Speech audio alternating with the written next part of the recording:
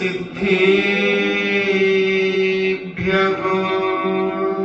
ॐ नमः सिद्धेभ्यः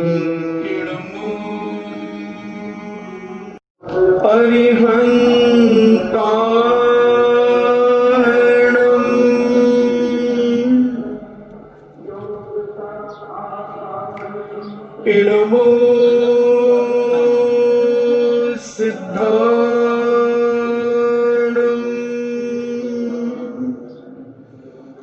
इणमो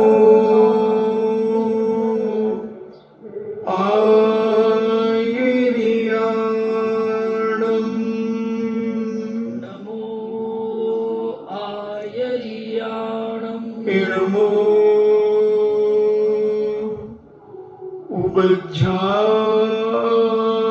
उवज्झायाणं नमो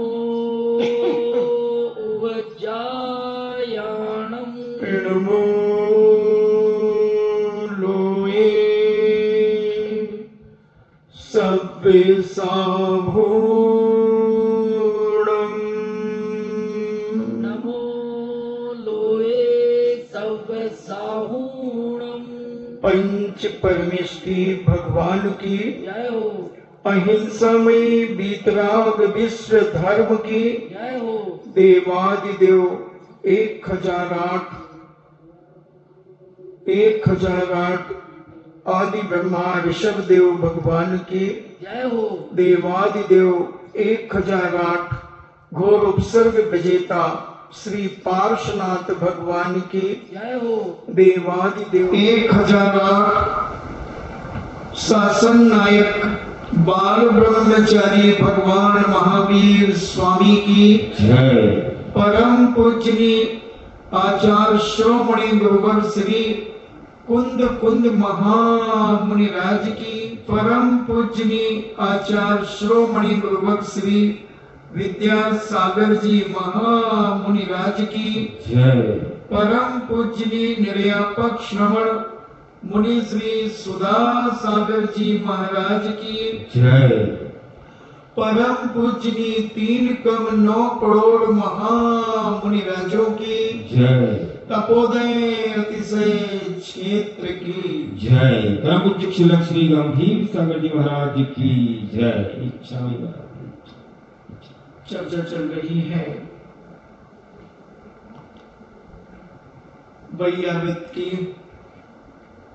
वैयावृत्ति के माध्यम से और आचार्यों ने 4 प्रकार के दान को भी वैयावृत्ति में गर्भित किया। अपन उसमें औसत दान के संबंध में समझ रहे हैं कि औसत दान के माध्यम से व्यक्ति वैयावृत्ति के अंतर्गत आता है तो वह तीर्थंकर प्रकृति का बंध कर सकता है। ऐसा कृष्ण जी के बारे में आता है कि कृष्ण जी ने मुनिराज के लिए औसत दान दिलाया, उसके प्रभाव से उन्होंने तीर्थंकर प्रकृति का बंध कर दिया। यानी दिलाने में कृष्ण जी ने अपने हाथों से नहीं दिया। यानी कितनी विशुद्ध भावना हुई होगी, कितने परिणामों की निर्मलता होगी, कितनी रत्नत्रय के गुणानुराग होगा और उस रत्नत्रय के प्रति कितनी आस्था विश्वास कृष्ण जी के अंदर होगा कि इतनी विशुद्धि परिणाम के साथ उन्होंने कार्य किया। और कहते हैं कि उन्हें उसी कारण से उन्होंने तीर्थंकर प्रकृति का बंध कर दिया। तीर्थंकर प्रकृति का बंध मामूली बात नहीं है, मगर विशुद्धि पर सारा का सारा दार मदार उस विशुद्धि के ऊपर कि आपने कोई भी कार्य किया है कितनी विशुद्धि के साथ किया है, कितनी तन्मयता के साथ किया है, कितने हाव भाव को विशुद्ध करके किया है। काम तो बहुत सारे लोग करते हैं, दान बहुत सारे लोग देते हैं, बड़े बड़े दान भी देते हैं, सब कुछ करते हैं, मगर उस क्रिया में कितने भाव विशुद्ध हैं। मैंने देखा गुना के अंदर कि जब उन्हें कलश की बोलियां लगी चातुर्मास में 2013, तो लोग नाचने लगे। बोलियां लगी खुले मंचों पर, जिसको बोली मिले वो झूम जाए, ऐसे नाचे। और अधिकतर तो मैंने देखा आदमी ये सोचता उसको मिल जाए तो ठीक है, अपन बच जाएंगे। अधिकतर ऐसा होता है, बोली लगाता है आदमी, दान की भावना रखता है, मगर जब वो देखता है कि अपन तो भाई 5 की भावना थी, वो 6 में चली गई, तो वो कहता चलो उन्हीं को ही जाने दो। मगर वो तो एक से बढ़कर एक, एक से बढ़कर एक, और अल्लाह हो रहे, अल्लाह पूरा परिवार नाच रहा है। जैसे पहले से प्लानिंग करके बैठे हो कि अपनी बोली छूटी और अपन ने नाचे। जैसे वहां 1 2 3 हुए और खूब जी भर के नाचे। लगभग पूरे चतुर्मास में 75 खोके ऐसे ही ललितपुर में। तो एक अल्लाह आता है दान का, दान बहुत सारे लोग देते हैं, मगर उन्हें थोड़ा सा दबाना पड़ता है, उनकी पीठ थपथपाना पड़ती है, उनके पास जाना पड़ता है, और कमेटी के पदाधिकारी उनके पास बैठ करके उनकी थोड़ी भैयावृत्ति करते हैं। भैयावृत्ति करते, भैयावृत्ति का मतलब हाथ पैर दबाते, भैया बढ़ो बढ़ो। अब नहीं, अब उसको बढ़ना तो है, मगर 4 लोगों से और खुशामद करा करके वो ये नहीं समझता कि ये ले जाएंगे लूट करके मुझे, टीए सब कट जाएगा। अरे एकदम लेना ही है तो फिर कुछ भी हो, अपन को तो आज ये लेना है, बस खत्म।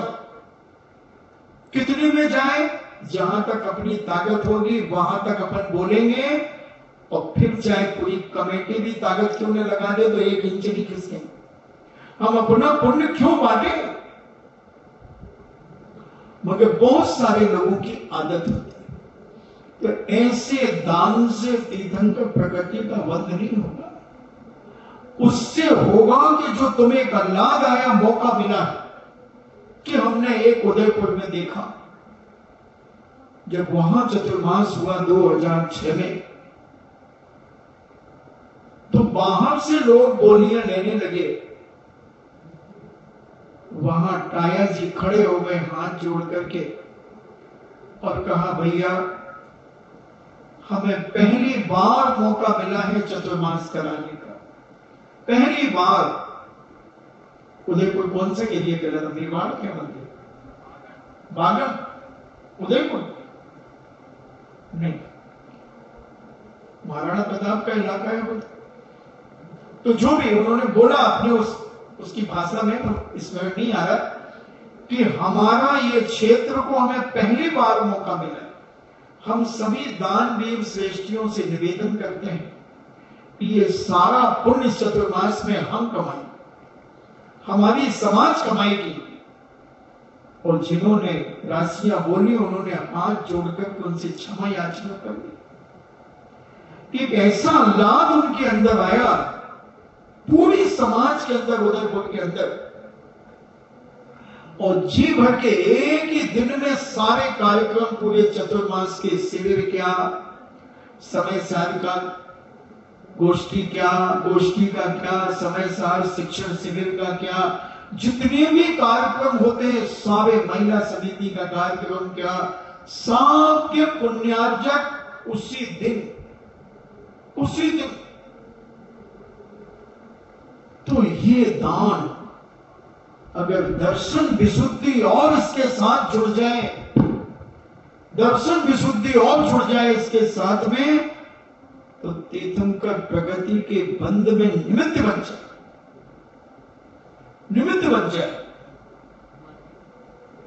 ऐसा दान, दान तो सब करते हैं, मगर उस दान में अंदर से आत्मा उछलने लगे कि हमने न जाने कहां कहां खर्च किया, कहां कहां पैसा खर्च किया, और आज ये पैसा हमारा देव शास्त्र गुरु के सानिध्य में कार्य करेगा, देव शास्त्र गुरु की वैयागत में, जिनेंद्र भगवान के कार्यों में हमारा पैसा का सदुपयोग होगा। ऐसा आनंद जब उस दाता को आता है तो उस दाता का प्रभाव विशुद्धि के साथ बढ़ता है। और अगर दर्शन विशुद्धि उसमें और प्लस हो जाए और साक्षात अनंत भगवान का चरण सानिध्य मिल जाए, तो तत्क्षण तीर्थंकर प्रगति का बंध हो जाए। कोई बात नहीं, भावना भावनाशनी, भावना अभी से हम बनाएं। इसलिए मैं तो दातारों को यही कहता हूं, खूब अल्लाह के साथ, उत्साह के साथ अपनी शक्ति न छुपा करके घोषणा करते जाओ, और शक्ति से ज्यादा करो मत। शक्ति का त्याग, शक्ति से ज्यादा, हमारे जनाचार्यों ने कहा शक्ति से ज्यादा करो मत, और शक्ति को छुपाओ मत। और उसके साथ अपने अंदर की श्रद्धा, आस्था, विश्वास, प्रतीति, लगन देव शास्त्र गुरु पर इतनी अखाट रखो, और प्रसन्न, संवेग, अनुकंपा और आस्तिक, ये चार गुण और सम्यक दर्शन के प्रकट हो जाएं, 8 अंग प्रकट हो जाएं, 3 मूर्ताएं रहित हो जाएं, 6 अनायतनों से रहित हो जाएं, संकादि दोषों से रहित हो जाएं, और ऐसा विशुद्ध निर्मल हमारा सम्यक दर्शन जब हमें प्राप्त हो जाए, और एक दान, औषध दान सही, आहार दान सही, श्री शैन ने आहार दान से तीर्थंकर प्रगति का बंध कर लिया, और कहां शांतिनाथ भगवान बने, 3 पद के धारी, 3 पद के धारी। तो ऐसा ये वैयागत आहार दान को भी वैयागत में लिया। औषध दान की अपन चर्चा कर रहे हैं। वह कावेरी नगरी, वह जनपद देश, और वह धनपति सेठ और धनश्री सेठानी की कूप से जन्म लेने वाली वह ऋषभ सेना, वह ऋषभ सेना आरिका के पास जाकर एक श्राविका के व्रतों को लेकर आती है, जिसके जन्म से ही इतना प्रभाव था कि जिसके जल के स्पर्श से अनेक बीमारियां ठीक हो जाती। जब उस कुत्ते की यह दशा देखकर भूपति ने देखा, और भूपति ने विचार किया कि मेरी मां की 12 साल से आंखों में ऐसी बीमारी कोई आ गई है जो दिखना ही बंद हो गया, दिखता ही नहीं, 12 साल से ऐसा नेत्रों का रोग से पीड़ित है मेरी मां, क्यों ना मैं ये जल, ऋषभ सेना का स्पर्श किया हुआ जल उसके शरीर का, मैं ले जाकर के अपनी मां की आंखों में डालती हूं।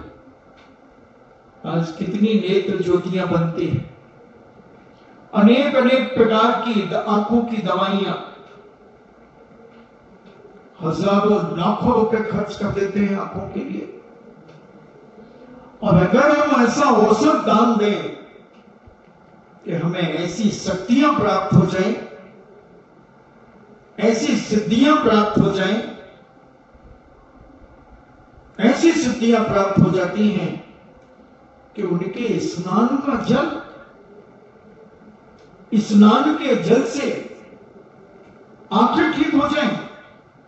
रूपवती धाय विचार करती हैं कि चलो इस जल को लेकर के चलते हैं, और वह स्नान का जल अपनी माता के लिए ले जाती है।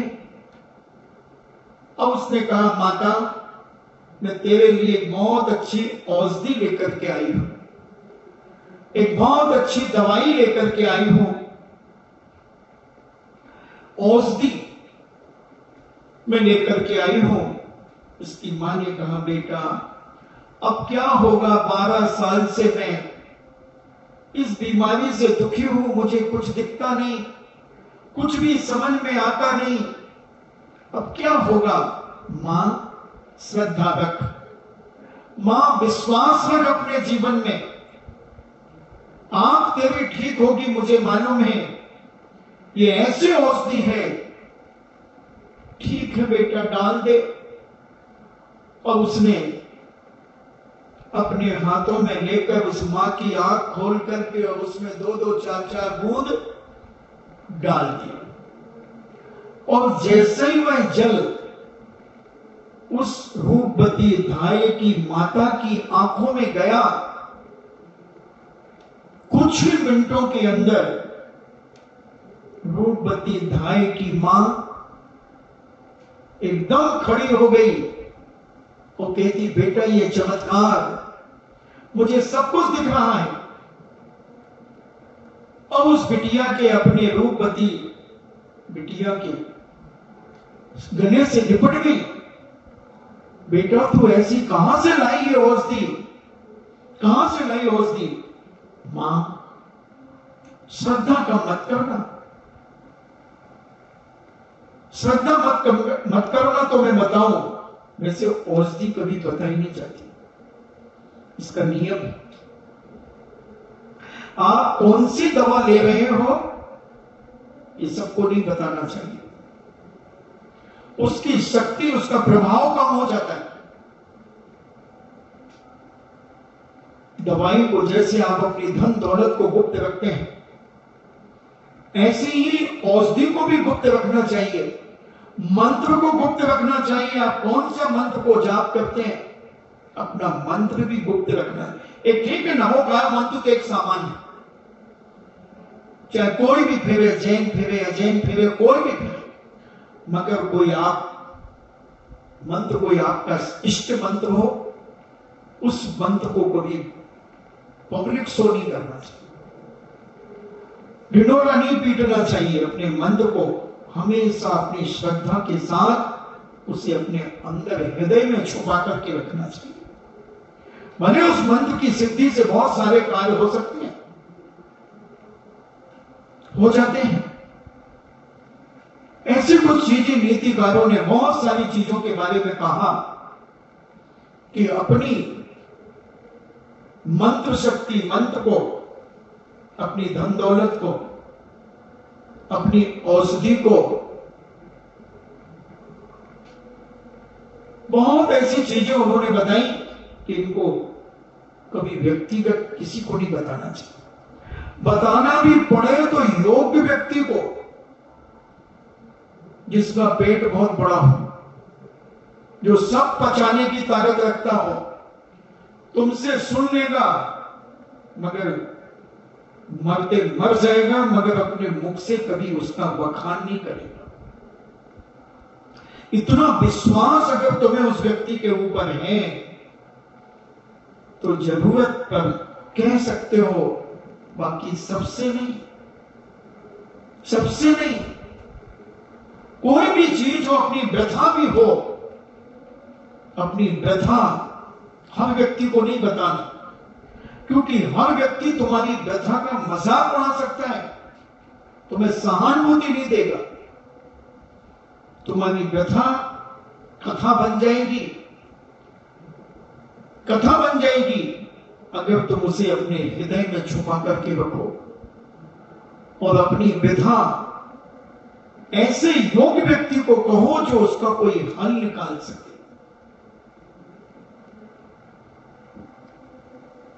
और जब तक सहन होता है, जब तक तो रखो छुपा करके, कोई फर्क नहीं पड़ता। ऐसी प्रथा जब कथा बनती है तो जगह जगह कथावाचक हमारी प्रथा को कथा के रूप में लोगों को सुनाना शुरू कर देते। रामचंद्र जी ने अपनी व्यथा कभी किसी को नहीं कही। चाहते तो पूरी अयोध्या इकट्ठी कर सकते थे और कहते, देखो भाई, मेरी माता कैकेयी वैष्णो दर्शन के अनुसार मेरे साथ कितना बड़ा अन्याय कर रही है। मैं घर का बड़ा पुत्र हूं, राज्य मुझे मिलना चाहिए, राजगद्दी मुझे मिलना चाहिए। और सारी जनता जनार्दन बोलो किसके पक्ष में होती? राम के पक्ष में होती। क्यों? राम ज्येष्ठ पुत्र थे, राजा दशरथ के प्रथम पुत्र थे, बड़ी रानी के पुत्र थे, स्वभाव से भी शांत थे, विक्षिप्त नहीं थे, ज्ञानवान थे, चारित्रवान थे, गुण संपन्न थे, सब तरफ से निर्दोष थे। मगर उन्होंने कहा कि अपनी व्यथा अगर सुनाई हमने तो भी जनता के अंदर दो पक्ष हो जाएंगे। क्योंकि भरत का भी कोई ना कोई हितैषी होता, कैकेयी को भी मानने जानने वाले लोग होते, तो अयोध्या दो टुकड़ों में बढ़ जाती। और जहां फूट पड़ती है वहां दुश्मन टूट पड़ता है। वही मौके का फायदा उठाकर दुश्मन हमें तहस नहस कर सकता है। क्योंकि अयोध्या के भी दुश्मन थे, राजा दशरथ के दुश्मन थे। राम ने अपनी प्रथा का बखान नहीं किया और स्वयं जैन दर्शन के अनुसार कैकेयी ने मात्र भरत के लिए राजगद्दी मांगी। बस वैष्णो दर्शन में उन्होंने राम के लिए 14 वर्ष का वनवास मांगा। मैंने जैन दर्शन की मर्यादा पुरुषोत्तम राम के जीवन चरित्र को पढ़ा। पद्म पुराण के नाम से जो हमारे जैन दर्शन में विख्यात ग्रंथ माना जाता है, पूज्य रवि शरणाचार्य महाराज के द्वारा लिपिबद्ध 7वीं शताब्दी में वह ग्रंथ लगभग लिखा गया, 7वीं 8वीं शताब्दी के बीच। उसमें मगर मर्यादा पुरुषोत्तम ये जानते थे कि अगर मैं अयोध्या में रुका तो भरत को कोई राजा नहीं मानेगा, भरत को राजा नहीं मानेगा और हमारा भैया लक्ष्मण और भरत में बैर हो सकता है, बैर हो सकता है, कसाय उत्पन्न हो सकती है। क्योंकि ये नारायण बनेगा और नारायण ही राजगद्दी पे बैठेगा और पिता के द्वारा भरत को दिया गया राज्य या तो युद्ध होगा, क्योंकि जब ये 3 खंड को जीत के आएगा और अगर भरत इसे समर्पित नहीं किया, जैसे बाहुबली भरत के लिए समर्पित नहीं हुए, तो उनकी भी युद्ध की तैयारियां शुरू होगी। वो तो उसे अयोध्या नगरी की बात है, वो तो मंत्रियों की सूझबूझ, उनकी समझदारी ने 3 युद्ध निश्चित कर दिए, जल युद्ध, मल युद्ध और दृष्टि युद्ध। मगर उसी राज्य के पीछे तद्भव मोक्षगामी भरत इतने मोही हो गए कि सगे भाई के ऊपर चक्र चलाना शुरू कर दिया। चक्र चला दिया, क्षायक सम्यक दृष्टि, देखना बंधु असंयम का प्रभाव, अप्रति का प्रभाव।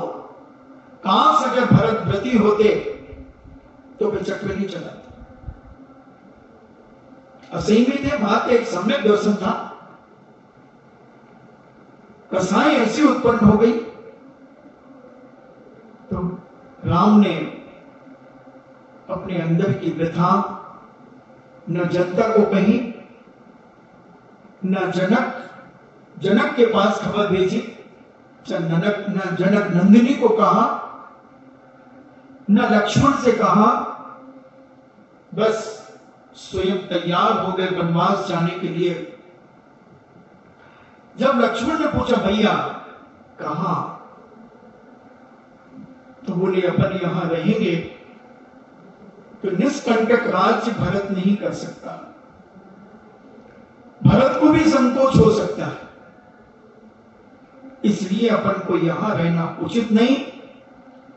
और सारी माताओं से कहा कि माता हम जा रहे हैं और दक्षिण में हम अपनी ध्वजा फहराएंगे, अपना राज्य करेंगे, जीत करके हम राज्य वहां स्थापित करेंगे और फिर तुम्हें हम वहां ले जाकर राजमाता बनाएंगे, राजमाता बनाएंगे।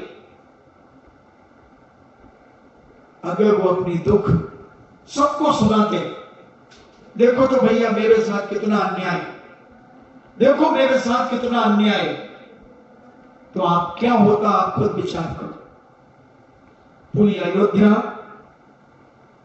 कई भागों में बढ़ जाती और जो शान बान आन जो अयोध्या की थी उसकी सारी की सारी स्थिति मिट्टी में मिल जाती। इसलिए अपनी वेदना, अपनी व्यथा अपने अंदर रखना चाहिए, अपने अंदर रखना चाहिए और बताना ही पड़े तो योग्य व्यक्ति को बताओ जो उसका कोई हल निकाल करके तुम्हारे सामने परोस सके, रख सके और उसका निवारण करके तुम्हें सही दिशा बोध दे सके। ऐसा जीवन मर्यादा पुरुषोत्तम राम ने जिया और उसका यह प्रभाव पड़ा कि मर्यादा पुरुषोत्तम राम के ऊपर सबने लिखा।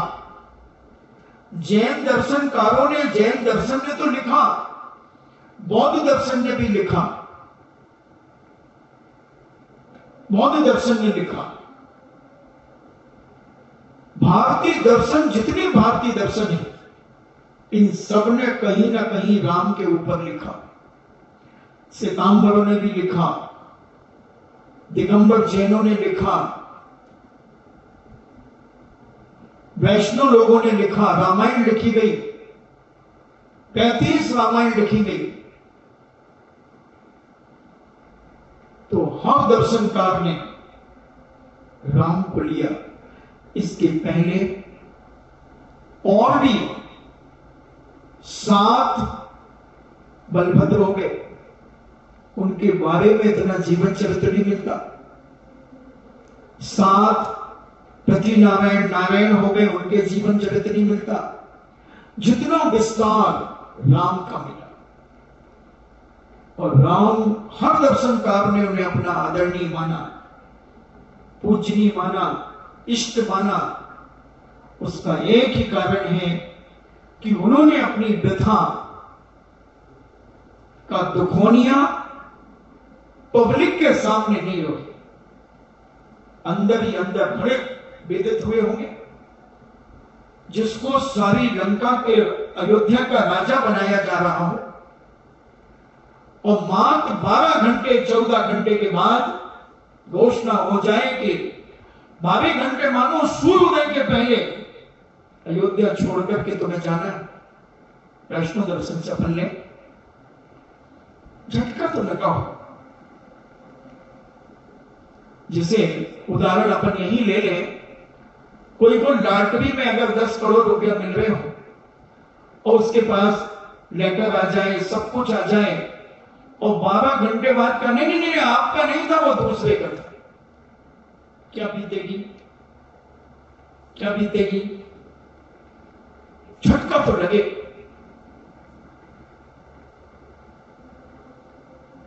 अरे तुम्हारी बिटिया की शादी पक्की हो जाए और टूट जाए और लड़का बहुत गुणवान था तो झटका लग जाता है। अभी चूक गए अपन, थोड़ी सी जल्दी कर लेते तो आज बेटी बहुत सुखी रहती। भले दूसरी जगह हो गई मगर वो बात तो रह के याद आती है। वहां कर लेते तो ठीक रहता। अब ठीक है मन मार के, मगर जो उत्साह जो आह्लाद उसमें आ रहा था इसमें नहीं आया। और जहां मन उदास हो जाता है वहां सब कुछ उदास हो जाता है। और नीति कहती है, हमारे संत महंत भगवत कहते हैं, सदा अपने को कमल के गुलाब के फूल के समान खिला करके रखो।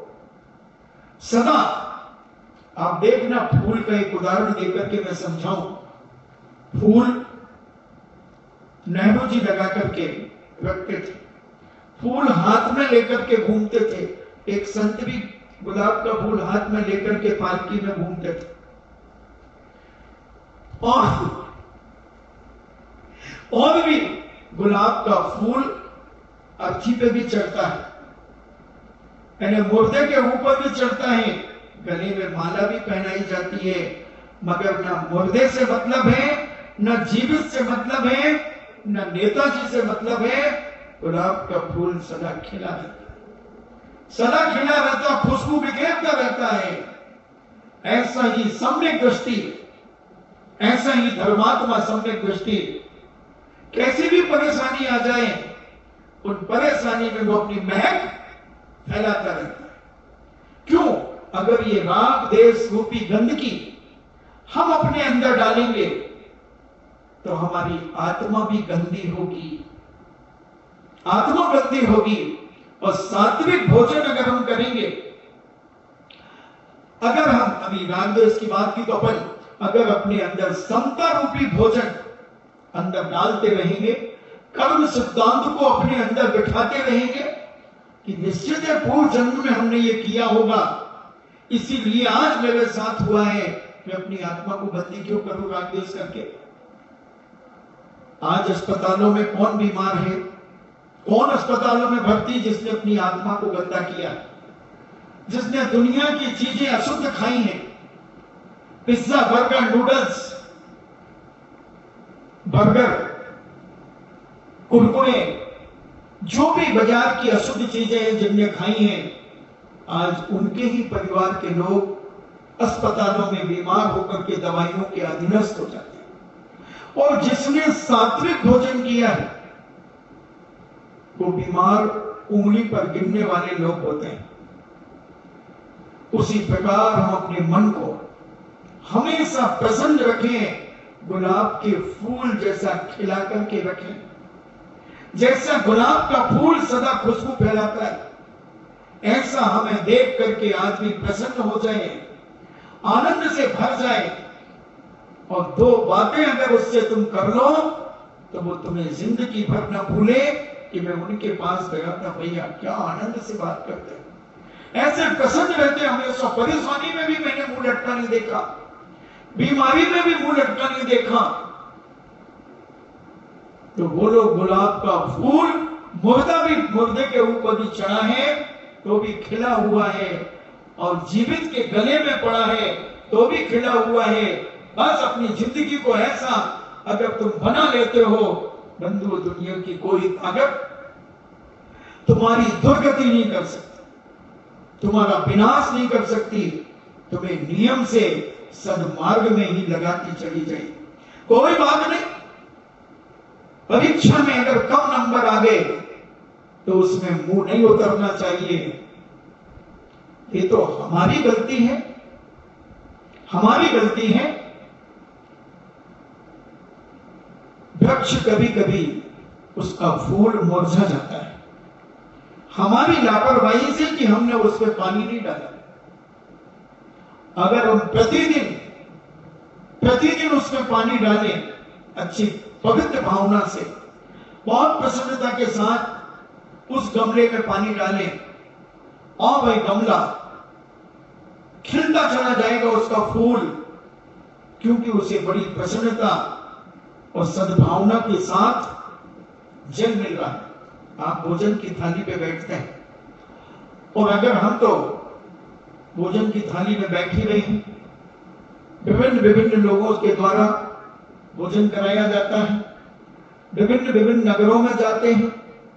अब उस चौके वाले की मनोभावना क्या है? देखने में प्रैक्टिकल बता रहा हूं, अपने ऊपर के, अपने अंदर के, कि जब उस चौके वाले की मनोभावना पूरे भोजन को डिपेंड करती है, पूरे भोजन के ऊपर डिपेंड करती है, उसका उत्साह कितना है। जिनैन वर्णी कहते हैं अपने शांतिपद प्रदर्शन में कि उस अतिथि के प्रति तुम्हारी भावना क्या है। ये घड़ा थोड़ा मोटा खा करके चला जाए, यानी जल्दी थोड़ा बहुत जैसे भी हो खा पी करके चला जाए, मैं तो उनको चाह रहा था वो नहीं मिले और ये आ गए, तुम्हारा मन शुद्धि खत्म हो गई, मन शुद्ध है ही नहीं तुम्हारा। अब तुम ऊपर से दिखा रहे हो। जिनैन वर्णी ने शांति पर प्रदर्शन बहुत जोरदार लिखा, पढ़े लिखे लोगों को हिला देता है। अगर तुम्हारे मन में जरा सा भी खटका आ गया, हाँ जब तक तो आ सकता है, जब तक वो अतिथि तुम्हारे सामने है, और जब वो दूसरे के पास चला गया, दूसरे के परगाहन में चला गया, अब उस अतिथि के प्रति तुम बिल्कुल मध्यस्थ हो जाओ और जो अतिथि आ रहा है उसके प्रति समर्पित हो जाओ। नहीं, मैं तो सोच रहा था कि बड़े महाराज आते, अब ये क्षुल्लक जी आ गए, मन खराब हो गया। अतिथि के प्रति तुम्हारे जो मन में एक खटास आई है, वो तुम्हारी मन शुद्धि को खत्म कर गई, खत्म कर गई। अब तुम कितना भी दिखावा करना भक्ति का, वो पुण्य तो नहीं मिलेगा, वो पुण्य नहीं मिलेगा। कितना भी आहार करा दो, कितना अच्छे से अच्छे करा दो, वो दान तुम्हें तीर्थंकर प्रगति का बंद कराने में कारण नहीं होगा, क्योंकि खटास आ गई तुम्हारे मन में, खटास आ गई तुम्हारे मन में। हाँ, जब तक वो अतिथि तुम्हें दिख रहा है, जब तक उसका प्रदान नहीं हुआ, तब तक तुम बिल्कुल उन्हीं के पीछे लगे रहो, मन वचन काय उन्हीं के पीछे लगा दो। वो चले गए, उनका आहार शुरू हो गया, अब दूसरा मिला, उसे तुम नहीं चाहते थे। अब क्या करें, लोक व्यवहार की दृष्टि से पड़गाना तो पड़ेगा। गए काम से, आहार दान भी दिया और कुछ नहीं मिला, कुछ नहीं मिला। गए काम से, हो गए खाली के खाली। गई भैंस पानी में, गई भैंस पानी। इसलिए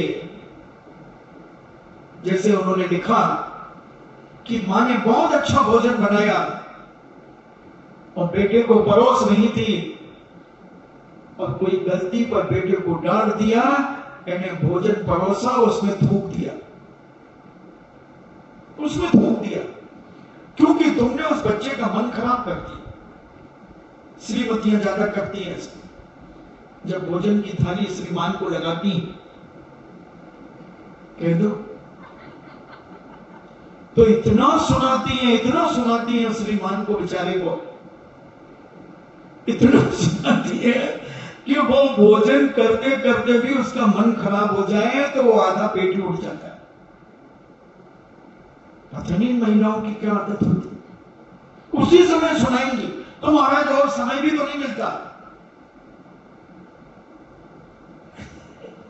अरे भैया, अलग से समय ले लो, भोजन करने के बाद थोड़ी देर बिठा लो, सौंफ सुपारी दे दो, चबाओ बैठ करके, और अब सुनो।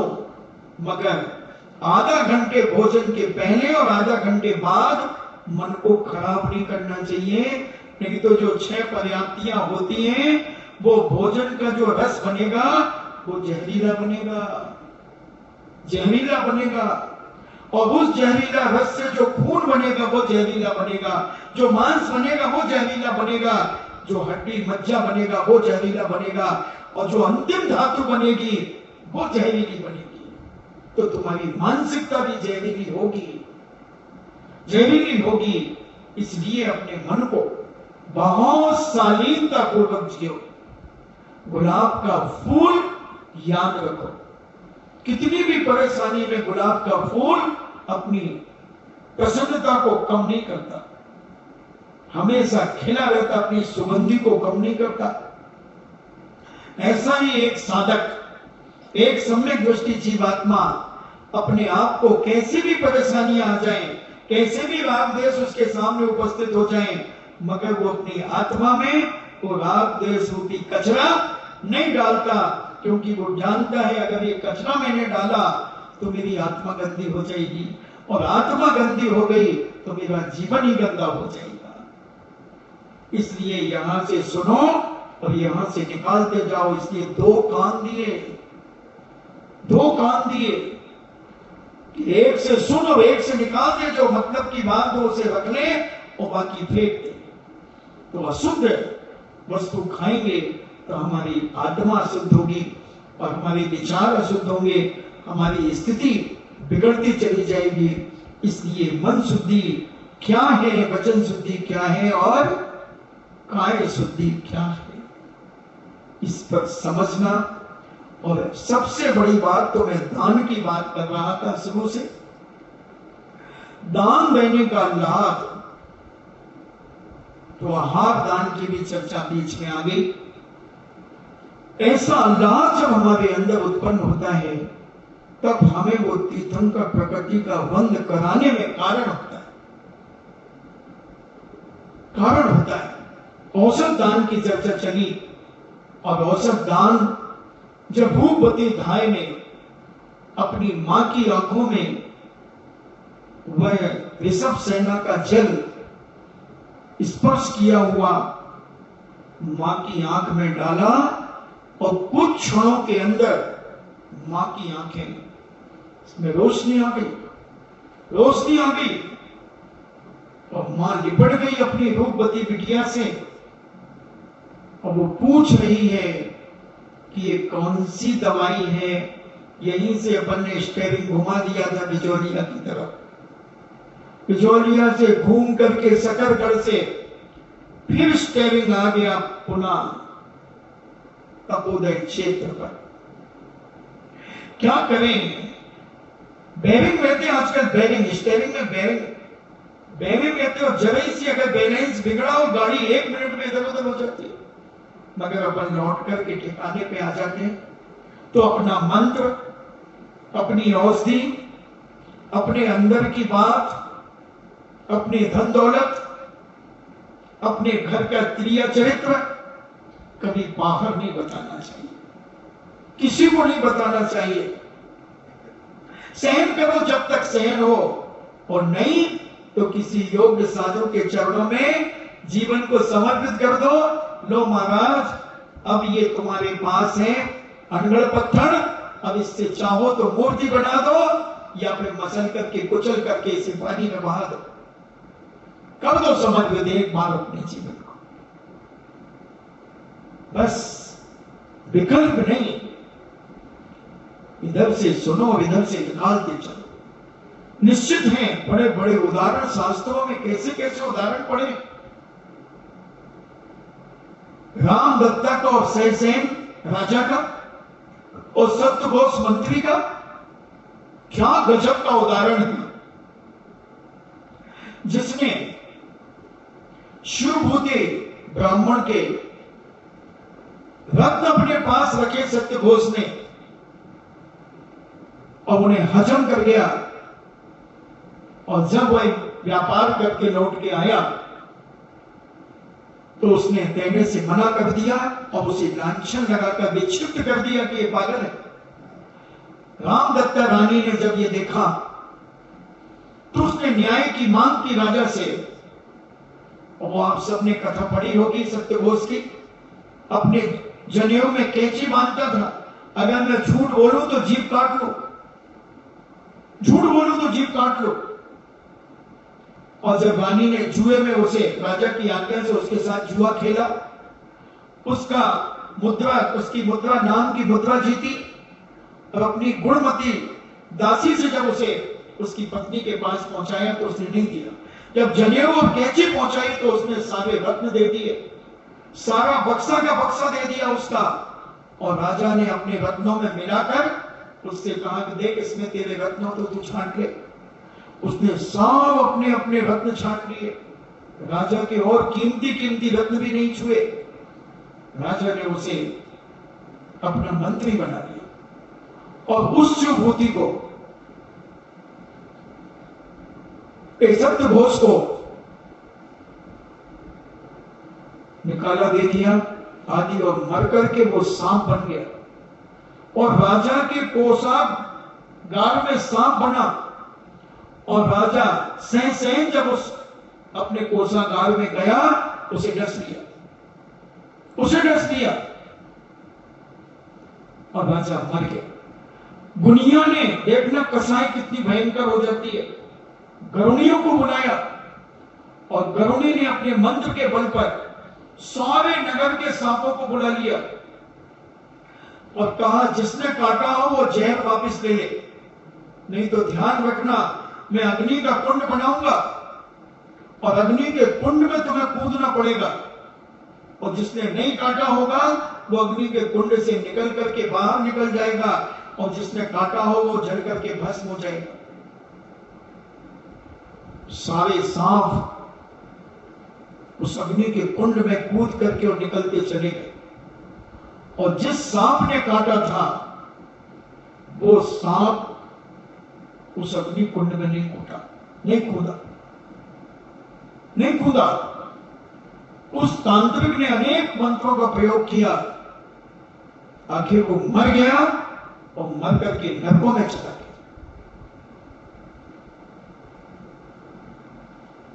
ऐसी कर्म बंधुओं ऐसे बंध जाते हैं और ये उदय में आते हैं। इसलिए मैं कहता हूं स्वाध्याय करने से बहुत बड़ी ताकत मिलती है, बहुत बड़ी हिम्मत मिलती है और अपनी वेदना छुपाने की शक्ति प्राप्त होती है। अपने आप को संबल मिलता है और हर व्यक्ति पाप से बच सकता है अगर वह अपने जीवन में जैन दर्शन की महिमा और गरिमा को समझ ले तो ये छुपाने की बात चली, क्या क्या छुपाना चाहिए और बताना ही पड़े तो किसी योग्य व्यक्ति को बताना चाहिए जो उसका कोई हल निकाल सके। और नीति तो कहती है सदा गुलाब के फूल जैसे मुस्कुराते हो। गुलाब के फूल की माला मुर्दे पे भी डालो तो खुशबू देती है, गले में डालो तो खुशबू देती है, कहीं भी डालो गुलाब के भगवान के चरणों में रखो तो खुशबू देती है। चाहे जहां यहां वहां जहां तहां, मत पूछो कहां कहां है खुशबू खुशबू खुशबू। ऐसा हमारा मन, हमारी आत्मा ऐसी पवित्र निर्मल हो तो हम आत्मा के स्वरूप को समझ पाएंगे। और हमने राग देश रूपी कचरा अगर आत्मा में डाला हमारी आत्मा गंदी हो जाएगी और इतनी गंदी होगी कि गंदे गंदे विचार हमारे जीवन में आने लगे, राग देश बढ़ेगा और यही राग देश हमें दुर्गति में ले जाने का कारण, यही संक्लेश हमारी जिंदगी को बर्बाद करने का कारण है। तो ऐसी व्यथा अपनी संभाल के रखो। राम ने संभाली, राम ने अपनी व्यथा किसी को नहीं सुनाई और जिसका आज परिणाम कि जगह जगह राम कथा होती, जगह जगह मुरारी बाबू के द्वारा राम कथा, धर्मेंद्र के भागवत कथा, अनेक अनेक लोग कथाएं कराते हैं। राम की कथा हर व्यक्ति को सुनने में आनंद आता है।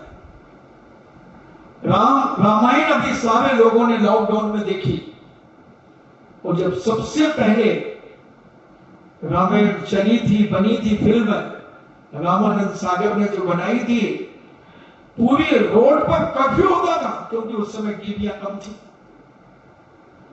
एक टीवी के सामने 100 50 आदमी खड़े रहते थे, पान की दुकानों पर, होटलों पर, और पान चल रहे हैं, पान खा रहे हैं, टीवी देख रहे हैं। पान वाला कहता है मेरे बाप क्या कह रहा था, 10 रुपए की लाइट जलती है, 1000 रुपए में कमा लेता।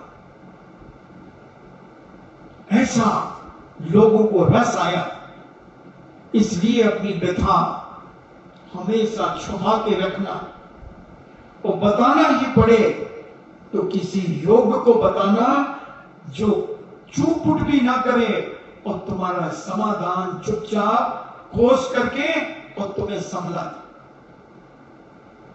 ऐसा अपने जीवन में आनंद लो और वह रूपवती धाय अपनी मां की आंखों में जल डालकर औषधि और पूछती है, कौन सी दवाई है बेटा, कौन सी औषधि है? मां, पहले ये बता, किसी को नहीं बताई। पहले ये वचन दे कि किसी को नहीं बताएगी। उसने कहा, सच, मैं नहीं बताऊंगी। तो उसने कहा, जिसकी मैं धाय हूं, जिस ऋषभ सेना की मैं धाय हूं, उसके शरीर का स्पर्श किया हुआ जल मैंने तेरी आंखों में डाला, मैंने तेरी आंखों में डाला है। और उस आंखें तेरी ठीक हो गई। जो 12 साल से तुझे पीड़ा थी, वेदना थी, वो तेरी आंखों की आज परीक्षा हो गई। एक दिन में क्या, एक क्षण में ही तुझे उन आंखों से दिखने लगा। यह दृश्य, यह चर्चा, यह घटना उस धाय ने 7 रोगों को दूर करने वाली इस दवा की प्रसिद्धि सारे नगर में कर दी, सारे नगर में कर दी। राजा उग्रसेन, एक समय राजा उग्रसेन अपने रणपिंगल नाम के मंत्री से कहते हैं कि मंत्री, बहुत दिन हो गए, अड़ोस पड़ोस के राजा कुछ अपनी मूछें ताव पर दे रहे हैं। अड़ोस पड़ोस के राजा अपनी औकात को नहीं समझने के बाद मुझे आंख दिखाने का प्रयास कर रहे हैं।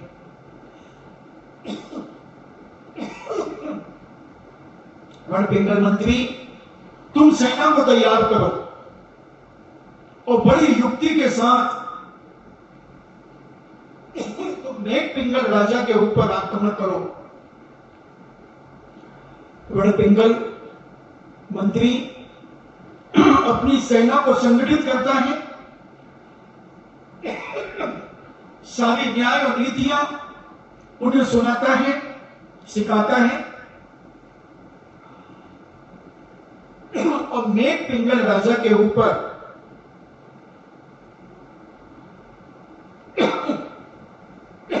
उस सेना को भेजता है। मंत्री ज्यों-ज्यों मेघपिंगल राजा के देश की तरफ बढ़ता है,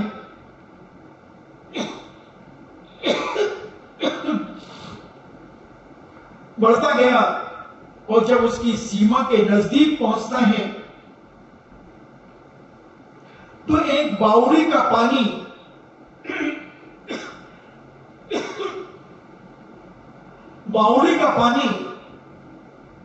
पीने के लिए सेना रुकती है। अब उस बावड़ी का पानी विष मिश्रित था, उसमें विष घोल दिया था मेघपिंगल के लोगों ने। और जैसे ही वह पानी पिया,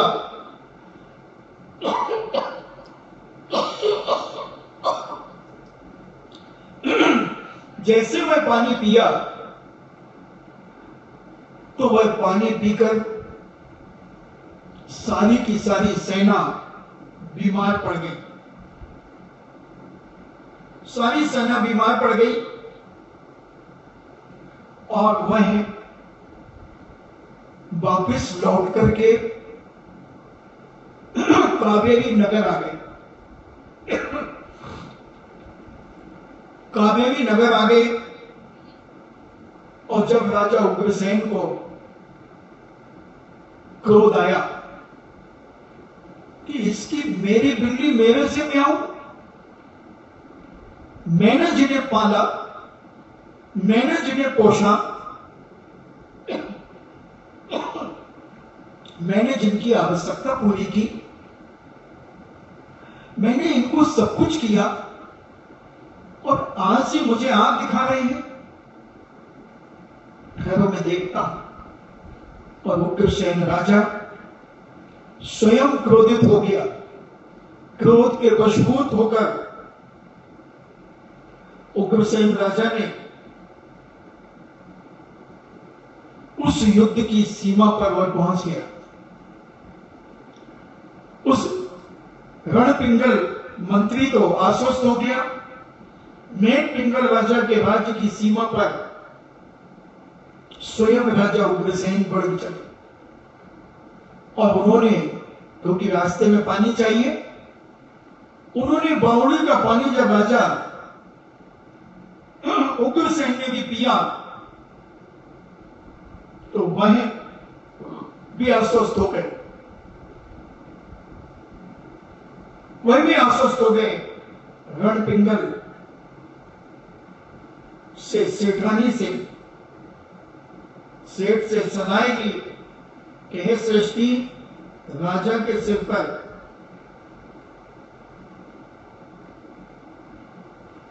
कैसे डाला जाए सेठ की पुत्री के स्नान का जल, राजा के ऊपर कैसे डाला जाए?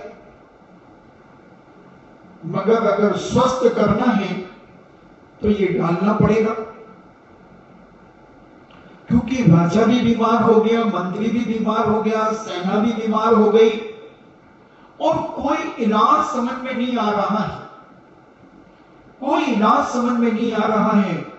मगर नगर में खुशल खुशल हो गई कि रूपवती धाई की मां की आंखें ऋषभ सेना के स्नान के जल से ठीक हो गई थी। मगर राजा से कौन कहे कि एक सेठ की पुत्री के स्नान का जल से तुम्हें नहाना पड़ेगा? बोलो, अरे पिता ही ना नहाए सगा, अपनी पुत्री के जल से सगा पिता ना नहाए, वही नाराज हो जाए। मगर औषधि तो कुछ भी हो सकती है, दवा तो कुछ भी हो सकती है। चारों तरफ बड़ी चर्चा फैली और ये चर्चा जब राजा के कान में गई, ये वृतांत जब राजा ने सुना, ये बात जब राजा ने सुनी कि मेरे नगर में जो धनपति सेठ है और धनश्री सेठानी की पुत्री ऋषभ सेना का स्नान का जल अगर मेरे मस्तक पर डाल दिया जाए तो मैं स्वस्थ हो जाऊंगा। काश अगर अभी ऋषभ सेना होती तो अपन सारे कोरोना वालों के ऊपर डाल देते तो कोरोना ठीक हो जाता, हो जाता। मगर तुमने इतना औसत दान किया हो जो तुम्हारे पास वो शक्ति प्राप्त हो, और वह जन सेठ जी, धनपति सेठ राजा के पास आए और राजा से निवेदन किया, हे राजन, हमारी बिटिया, हमारी पुत्री आपके आशीर्वाद से, उसके पास एक ऐसा गुण है कि उसके शरीर का स्पर्श किया हुआ जल कैसी भी भयंकर से भयंकर बीमारी हो, कैसा भी रोग हो, कैसा भी चर्म रोग हो, उस जल से ठीक हो जाता है। राजा ने कहा, अच्छा राजा साहब, अगर आपकी आज्ञा हो। हाँ हाँ, इसमें क्या बात है, ये तो दवा है, ये तो औषधि है, औषधि कुछ भी हो सकती है सेठ जी, आप निश्चिंत होकर के यह उपचार कीजिए। और सेठ धनपति अपनी बिटिया का स्नान का जल लेकर के आए और उन्होंने पहले सैनिकों के ऊपर डाला, सैनिकों को नहलाया और सैनिक चुस्त और स्वस्थ हो गए। फिर मंत्री के ऊपर डाला, मंत्री स्वस्थ हो गया, राजा को पूर्ण विश्वास हो गया और राजा ने वह जल अपने ऊपर डालने की आज्ञा दी। राजा साहब तो मरणासन अवस्था में आ गए थे, क्योंकि बड़े आदमी बीमारी पकड़ ले तो उनकी मानसिकता भी बहुत जल्दी ढीली हो जाती है। उतनी छोटे की नहीं होती है जितनी बड़े की हो जाती है। और उनके ऊपर जब वह जल डाला, राजा भी तत्काल पूर्ण स्वस्थता हो गई। उनके वीरांताएं कर्म का क्षोभक्षम हो गया और पुनः उनकी बाहुएं फड़फड़ाने लगी। और धनपति सेठ ने वह जल संपूर्ण सेना से लेकर राजा तक दिया। और रूपवती धाय ने उग्रसेन राजा को निरोगता का पूरा कारण पहले ही समझाया। तदंतर निरोग राजा ने रूपवती धाय को सम्मानित किया, भेंट दी और धनपति और धनश्री को सम्मानित किया और कहा कि मैं चाहता हूं कि ऋषभ सेना से मैं पानी ग्रहण करना चाहता हूं। उग्रसेन राजा ने अपनी बात रूपवती धाय के मार्फत धनपति सेठ के पास कहलवाई और कहा कि उन सेठ से कहो कि तुम अपनी बेटी ऋषभ सेना का विवाह मेरे साथ करो। क्योंकि राजा का तो एक ही काम था, जो अच्छी बिटिया मिली और उससे पानी ग्रहण किया। मगर ऋषभ सेना भी कोई कम नहीं थी। राजा का समय हुआ, अपन समझेंगे कि क्या फूल खिलेंगे और क्या स्थिति बनेगी। ऋषभ सेना पानी ग्रहण करेगी कि नहीं करेगी, धनपति पानी ग्रहण करेंगे कि नहीं करेंगे, धनश्री अपनी बिटिया का पानी ग्रहण करेगी कि नहीं करेगी। क्योंकि कोई अपनी बिटिया अगर किसी को देगा तो आगा पीछा सबको देखेगा। इसकी समाज में क्या इज्जत है। सबसे पहले बेटी को देने के पहले धन दौलत नहीं देखना, धन दौलत मत देखना। तो क्यों देखना महाराज, उस लड़के के मित्र कौन है, वो किसके साथ उठता बैठता है। उसके मित्र शराबी जुआरी दुष्चरित्री तो नहीं है। सबसे पहले संगति को देखना और उस संगति को देखकर अगर बच्चे के दोस्त सज्जन हो, दुराचारी ना हो, धर्मात्मा हो, अगर जैन बिटिया हो तो मुनि भक्त हो, अपने अपने धर्म के अनुसार परीक्षण करना। और संस्कार की परीक्षा तो सबकी एक सी ही होती है।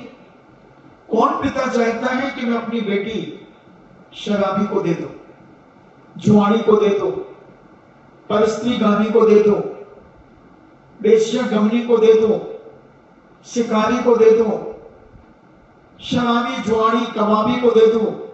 कोई माता पिता नहीं चाहती। हर माता पिता यही चाहता है कि मैं अपनी बेटी अच्छे से अच्छे योग्य वर के लिए दी जाए, वर के लिए दी जाए। और जिद करने वालों की क्या दशा भी देखो। ललितपुर में एक केस हुआ, गोली से मार दिया, लव मैरिज हुई थी। और मैं जानता हूं उस परिवार को बहुत अच्छे से। हमारा चतुर्मास जो 2012 का हुआ था, मुझसे भी पूछने आए थे। तो मैंने कहा था ये लफड़े में पढ़ो ही नहीं लव मैरिज की। मगर वो लड़के और लड़की नहीं माने। और अभी इंदौर में लड़के ने उसको गोली मारी और स्वयं गोली मारी और दोनों मर गए। बहुत सुंदर थे दोनों, छोटे पहलवान तो वैसे ही विख्यात है, सभी जानते हैं, उसका बेटा और बहू। कोई भरोसा नहीं, इसमें तो कुछ है ही नहीं। इसलिए सब कुछ देखना चाहिए संगति। क्रूरता कहां उत्पन्न हो जाए वो क्या कर दे, क्योंकि लव मैरिज वालों को कोई करुणा दया नहीं होती। ये तो जिस्म के भूखे होते हैं, इनके अंदर अंतरंग परिणाम की निर्भरता नहीं होती। ऐसी दशा हजारों आज भारत में ऐसे केस हो रहे हैं। आप पेपर पढ़ते हैं, आप टीवी देखते हैं, आप मोबाइल में सारे समाचार सुनते हैं, क्या क्या नहीं हो रहा है। बहुत माता पिता ने मना किया था, नहीं माने, और जो ना माने सियानों की सीख तो ले खपड़िया मांगे भीख। ये नीति खपड़िया जानते, ये सिर की खपड़िया या फिर मटके, आधा मटके की टुकड़िया, उसको लेकर के दर की ठोकरे खाता है। खूब आते हैं हमारे पास, महाराज जी क्या करें क्या करें। एक कोटा में केस हुआ था, एक साधु भगा के ले गया। कोटा में अहमदाबाद में दुकान कर रहा, छोटी सी किराने की दुकान में बैठा है, उधर दुकान लगा के बैठा है। विचार नहीं, मैं तो कहता हूं भोंदू चंद होती है छोरियां, इनमें अकलें नहीं होती।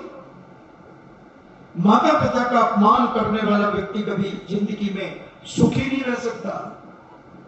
ऋषभ सेना की मांग चल रही है राजा के लिए, उग्रसेन राजा के लिए। अब पिता और मां क्या निर्णय करेंगे और ऋषभ सेना क्या हस्तक्षेप करेगी, अपन फिर सुनेंगे इन्हीं मंगल भावना के साथ जिनवाणी स्तुति। जिनवाणी के ज्ञान से सूझे लोकालो, सो बाणी मस्तके धरो, सदा देत हूँ धो। हे जिनवाणी भारती, तो ही जपो दिन रैन, जो तेरो सरना गए, सो पावे सुख चैन। देव भजो अरिहंत को, गुरु सेवा निर्ग्रंथ, दया धर्म पालो सदा, यही मोक्ष का पंथ। नमो का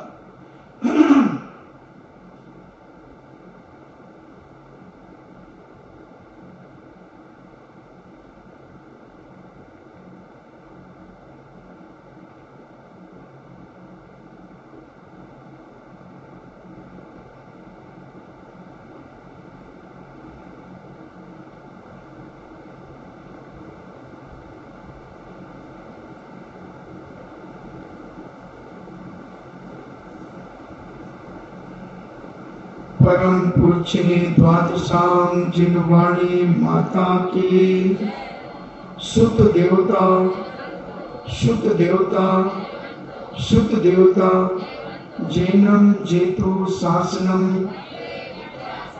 जैनम जेतु शासनम जैनम जेतु शासनम।